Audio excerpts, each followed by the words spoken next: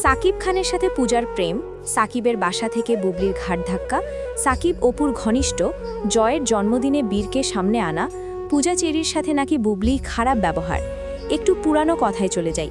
চলুন ঘুরে আসা যাক সেই 2022 সালে কিছু কথা নিয়ে।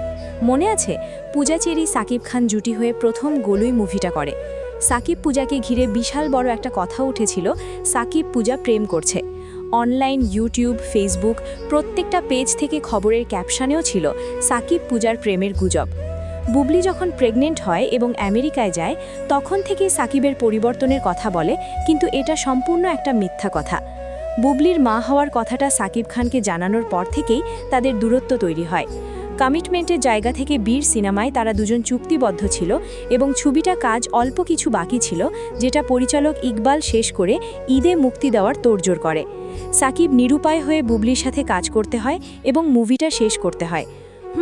বুবলিকে বুঝিয়ে আমেরিকার উদ্দেশ্য ছিল সাকিব খানের প্রধান কাজ, কারণ সে কোনো কিছুর বিনিময়ে তার তিল তিল করে গড়ে তোলা কেরিয়ার নষ্ট করতে চায় না, হোক সে সন্তান, ঘরের বউ কিংবা প্রেমিকা।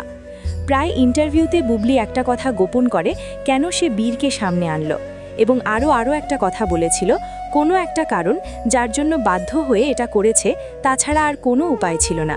সেই কারণটা আমি বলছি।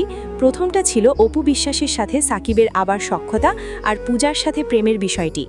অনেকেই হয়তো জানে না, সাকিব পূজার জুটি ভাঙার পিছনে মূল কারণ ছিল বুবলি, এবং অপু বিশ্বাসও ইন্টারভিউতে স্পষ্ট করে বলেছে সাকিব পূজার জুটি ভাঙার পিছনে কোনো এক তৃতীয় পক্ষের হাত আছে। বুবলি ভেবেছিল অপু বিশ্বাস সাকিবের সংসারে তৃতীয় ব্যক্তি হয়ে বুবলি নিজে ঢুকেছিল, তার সাথেও সাকিবের প্রেমের গুঞ্জন, এবং পরবর্তীতে গর্ভবতী করে দিল। হয়তো পূজাও তার মতো এমন নিকৃষ্ট জঘন্য কাজ করতে পারে এবং পূজাও সাকিবের সাথে প্রেমে মজতে পারে। পূজা সাকিব খানের প্রেমের গুঞ্জন যখন বিভিন্ন নিউজ চ্যানেলে থেকে শুরু করে, যখন ইউটিউব, ফেসবুক, সোশ্যাল প্ল্যাটফর্মগুলোতে সাকিব পূজার কাহিনাটা ভেসে বেড়ায়, এবং তখন কিন্তু আরও একটা খবর উঠে এসেছে, সাকিবের বাসায় পূজাকে পেয়ে বুবলি পূজার গায়ে হাত তুলেছে। কিন্তু ব্যাপারটা ভিন্ন। পূজাকে নিয়ে তখনই বুবলি আর সাকিবের সাথে ঝামেলা হয়। এক পর্যায়ে সাকিবের বাসায় বুবলি যায়, কথার কাটাকাটি, হাতাহাতি হয়, এবং সেখান থেকে বুবলিকে বের করে দেওয়া হয়। হয়তো ধাক্কাধাক্কি করে বের করে দিয়েছে, সেটা সাকিব রাগের মাথায় ঘাড় ধাক্কা বলেছে। তাছাড়া জয়ের জন্মদিনে সাকিব কেন থাকবে সেটা নিয়েও হয়েছে নানান তর্ক, যেখানে তার সন্তান বীরকে একটি নজর দেখল না, এবং বীরের 2টা জন্মদিন গেল, খোঁজ রাখল না। এছাড়া বুবলি তো বলেছে সাকিব খান কোনো দায়িত্ব পালন করেননি, এমনকি দুধ, ডাইপার কেনার টাকাও ছিল না তার কাছে। সব টাকা বীরকে জন্ম দিতে গিয়ে আমেরিকায় খরচা হয়ে গেছে।